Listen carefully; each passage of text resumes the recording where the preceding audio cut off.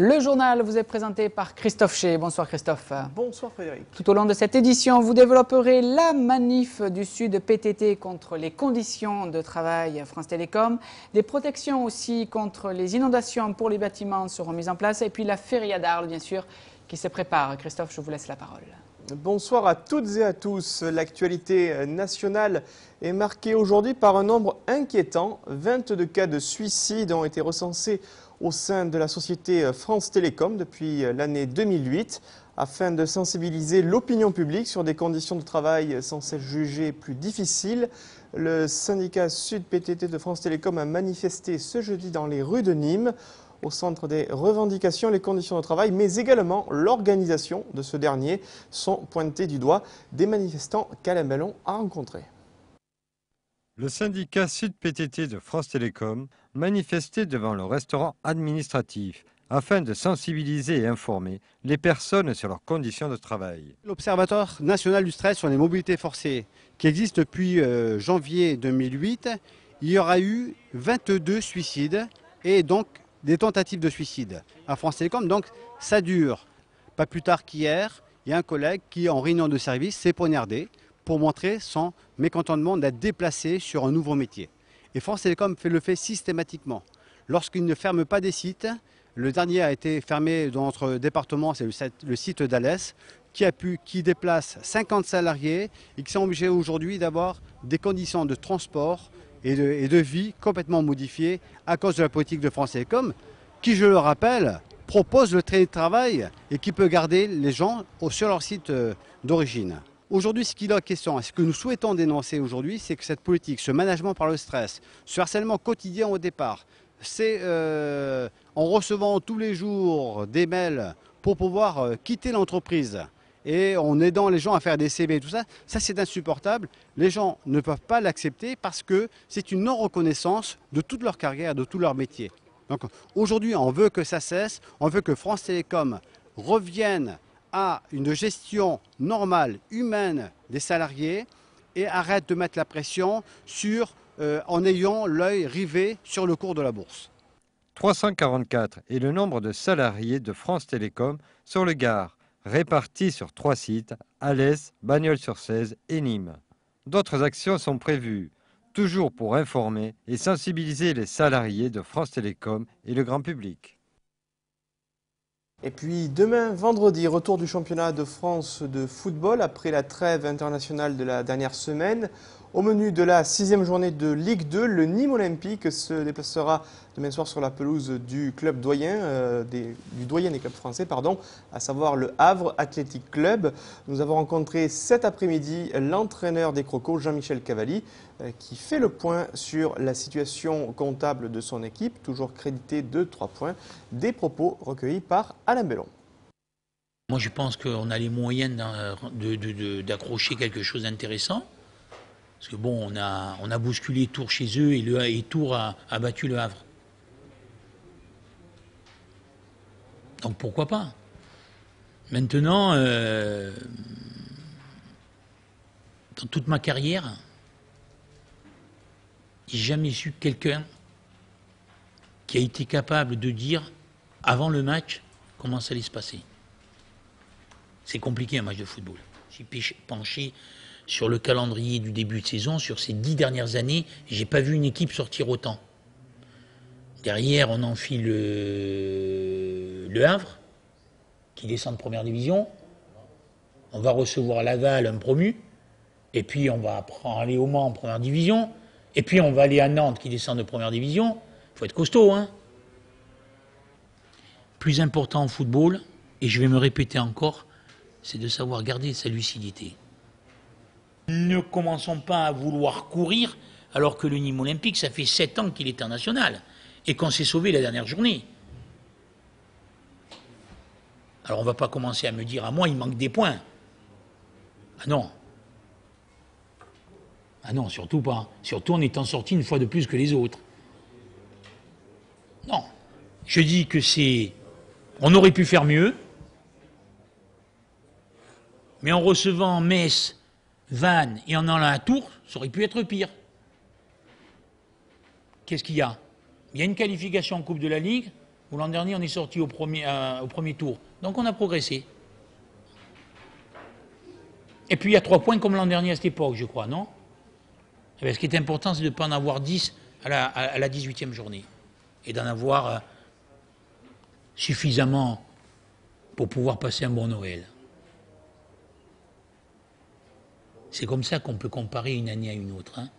L'objectif, c'est que à la trêve, on soit déjà content de ce que l'on a fait par rapport à la saison dernière, et à la fin de la saison, le 14 mai, mais que cette équipe soit de nouveau en seconde division et bien sereine. Voilà. Et puis après le verbe toujours fleuri de Jean-Michel Cavalli, rappelons donc que d'un point de vue comptable, Le Havre est 8e de ce classement de Ligue 2, alors que le Nîmes Olympique, vous le savez, occupe la 19e place. La rencontre débutera demain vendredi à 20h30 sur la pelouse du stade Jules Deschazos. Et puis du côté arlésien, rappelons que l'ACA recevra demain soir l'équipe d'Angers à partir de 20h.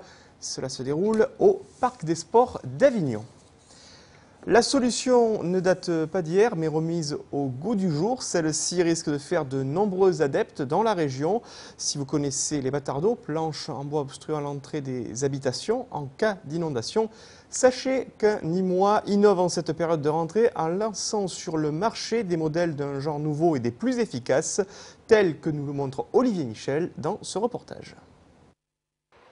Avec la rentrée et l'arrivée de la saison des pluies, le spectre des inondations hante les Gardois. Dans le domaine de la protection contre ces inondations, un Nîmois s'illustre. Victime à répétition, José Collado a su réinventer le batardeau. Le fonctionnement est très simple. Vous avez un panneau avec une coulisse autour, c'est-à-dire un U, lequel il a un joint pneumatique incorporé à l'intérieur. Et suite au gonflage par la valve de gonflage, il va faire pression sur les parois et sur le sol, et ça va faire une étanchéité. Finaliste du concours régional Star et Métiers 2008-2009, José Collado a ainsi obtenu l'aide et l'accompagnement de la Chambre des métiers du Gard. Car si des idées valent de l'or, il faut encore savoir les commercialiser. Aucune norme n'existant en la matière, mercredi, un test d'étanchéité était réalisé sous contrôle d'huissier. Objectif, obtenir un rapport d'évaluation par le Centre scientifique et technique du bâtiment. Alors moi je dresse les constatations des opérations de mise en place des panneaux et du test qui est fait aujourd'hui pour en garder le compte rendu qui sera gardé dans mes minutes pendant 30 ans. Donc il y a eu 3 tests qui ont été faits sur des produits différents et il s'avère que ces produits, le meilleur performant, il est à 46% de sa valeur. Donc on ne peut pas donner une norme à un produit comme ça. Et nous, notre but, c'est de faire tester nos panneaux, d'avoir une note entre 80 et 90% de la valeur pour pouvoir acquérir une norme, un agrément. Brevetés et commercialisés, ces panneaux ont déjà fait preuve de leur efficacité. Chaque inondation, chaque fois qu'il y a une catastrophe naturelle ou un gros orage, nous on est situé en contrebas de la nationale et on est tout le temps inondé. Quand j'ai vu ce système, je ne me suis même pas posé la question du prix parce que c'était la solution.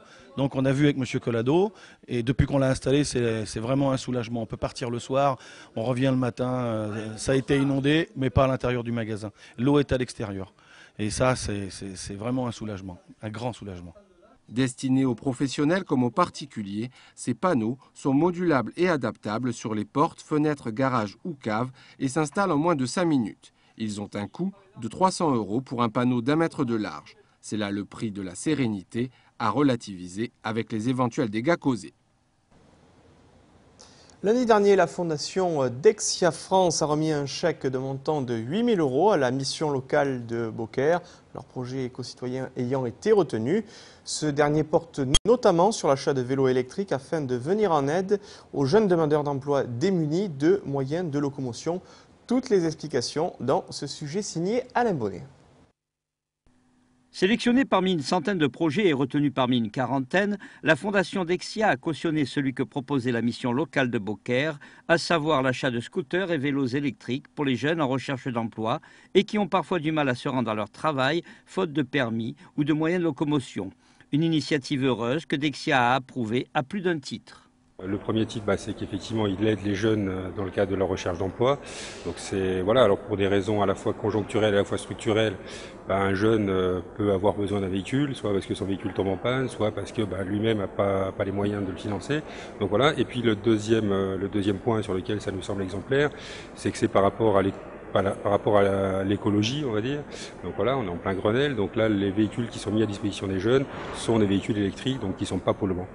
Quant à la sélection des projets par Dexia Fondation, elle se fait en concertation avec les salariés pour une plus grande rigueur et transparence. Il y a un jury qui est composé de salariés de Dexia qui regarde tous les projets qui nous arrivent. Et puis de là, on retient ceux qui nous paraissent les plus en phase avec nos critères écologiques et nos critères de citoyenneté. Voilà. La mission locale, elle, se réjouit de voir que le projet monté par Madame de Girardi et son équipe a retenu l'attention de Dexia Fondation. Projet qui avait permis d'obtenir déjà l'an passé des scooters traditionnels par une autre fondation. Cette année, nous avons la chance de pouvoir avoir des vélos électriques, avoir ces 2 magnifiques scooters. Et moi, je pense que c'est une belle réussite. Et pour les jeunes, c'est vraiment une belle opportunité. Mais pour obtenir le prêt d'un engin, que doivent faire les jeunes en recherche d'emploi ? Ils en font la demande auprès de leurs conseillers, qui les orientent vers M. Seguin. Et M. Seguin, tout bonnement, monte le dossier et octroie le prêt du scooter. Lorsqu'on n'a pas les moyens de financer un permis de conduire et encore bien moins celui de s'acheter un véhicule, c'est peut-être la solution. De plus, grâce à ces engins électriques, la pollution n'existe pas. Une belle initiative à saluer et à renouveler, c'est ce que souhaite haut et fort la mission locale, qui a obtenu 8 000 € pour ce projet. Et quelques informations taurines en cette date tristement célèbre, c'est le 20e anniversaire, en ce 10 septembre 2009, bien du tragique accident de Nimenio 2 dans les arènes d'Arles face à un taureau de Miura. Une bonne nouvelle taurine en revanche qui concerne un torero nîmois, il s'agit de Marc Serrano qui a coupé un total de 6 oreilles en 2 festivals taurins qui se sont déroulés dans des arènes espagnoles. Le 6 septembre, le torero nîmois a obtenu 2 oreilles dans les arènes de Santa Maria de la Alameda devant un novillo de Flor de Jara. Et puis hier, mercredi 9 septembre, Marc Serrano a ravi un total de 4 oreilles devant des taureaux de Gabriel Rojas dans les arènes de Fuentealsa. Une information qui nous a été confirmée et communiquée par le président du club taurin de Marc Serrano. Puisqu'on parle de taureaux, bien évidemment, nous allons aller de l'autre côté du Rhône, où bien la feria du riz va battre son plein pendant 4 jours. Dès ce soir, la ville d'Arles s'apprête à vivre au rythme des peñas et des bodegas. C'est le retour de la seconde feria arlésienne de l'année, celle du riz. Depuis le début de la semaine, les organisateurs s'affairent à la tâche, comme c'est le cas à l'ancienne église des frères prêcheurs sur les bords du Rhône, où le club taurin Les Andalouses termine les derniers préparatifs lors du passage de notre docteur S. Feria. J'ai nommé Nicolas Penchino. Ce jeudi 11 septembre marque le début de la feria du riz arlésienne. Si la première corrida ne se déroule que le vendredi après-midi, le jeudi, les bodegas ouvrent déjà leurs portes. Au programme, bien sûr, les habituelles inaugurations et vernissages des différentes expositions prévues pour cette feria. Mais il y a 48 heures à peine, les bodegas étaient en effervescence, à l'instar du club taurin des Andalouses qui s'activait dans les derniers préparatifs pour transformer l'église des frères prêcheurs en chaudron de la Sévillane. Tout sera prêt à temps, il faudra.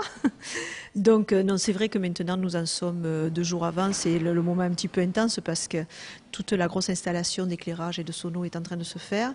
Nous avons déjà, avec nos bénévoles, nous avons déjà installé la grosse manutention, tout ce qui est bar, comptoir, toute pièce lourde a été faite. Et c'est une centaine de bénévoles qui auront participé à la préparation de cette feria.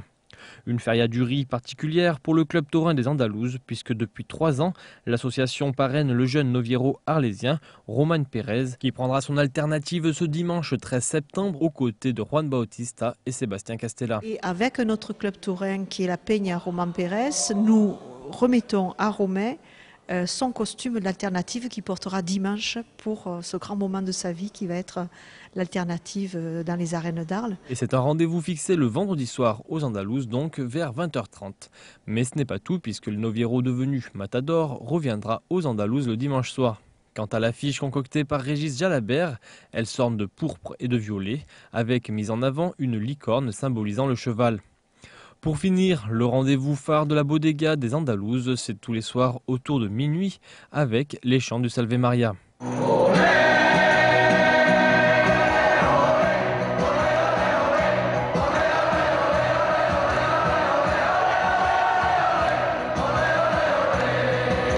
D'autres partenaires de Télémiroir vous accueilleront bien sûr dans leur bodega pour cette feria du riz, à savoir Los Ayudantes, le bar du marché ou encore la bodega du rugby. On se quitte d'ailleurs avec ces quelques images prises lors de la feria pascale 2009.